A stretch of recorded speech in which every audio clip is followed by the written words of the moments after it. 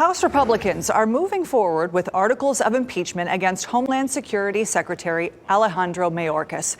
If they're successful, it would be just the second time in American history that a cabinet secretary has been impeached. Republicans accuse Mayorkas of refusing to enforce border security laws. The committee in charge of this could vote as early as tomorrow morning.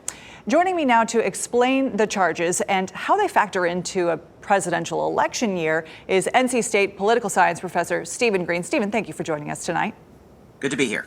Let's start with the charges themselves. There are two articles to speak of here: willful and systemic refusal to comply with the law and breach of public trust. Republicans accuse Mayorkas of knowingly making false statements and obstructing lawful oversight. What does this mean? Does it mean that he broke the law and tried to cover it up? No, in short. It means there is a policy dispute about how his department is enforcing the law. There is always a fair amount of discretion in how an executive department is going to enforce the law.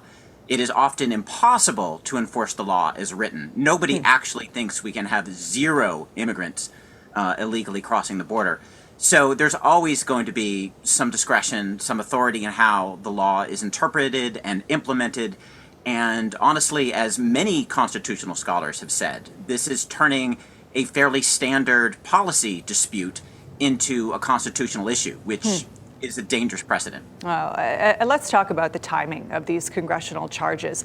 How does this factor into the 2024 presidential race? Well, this is 100% what it's about. Again, the Republicans have not produced a single constitutional scholar who has suggested this actually comes anywhere close to meeting the standards of impeachment. Their own kind of go-to constitutional scholar, a law professor, Jonathan Turley, has said this is nowhere close to impeachable offenses. And in that light, it's hard to interpret it as anything other than, attempt to get attention to the immigration issue in the context of the 2024 election. So what should we expect of tomorrow's committee meeting? Does this have any chance of getting through the House and the Senate? Well, it certainly has a chance of getting through the House. The Republicans have a majority in the House, and an impeachment vote simply takes a majority of the House. For a conviction in the Senate, that takes 2/3 of a vote in the Senate, and especially in a Democratic-controlled Senate, there's essentially zero chance of that happening. And Republicans realize there's 0% chance of him actually being removed for office. So I really do think this needs to be seen through the lens of the electoral effects and its role in the 2024 presidential campaign.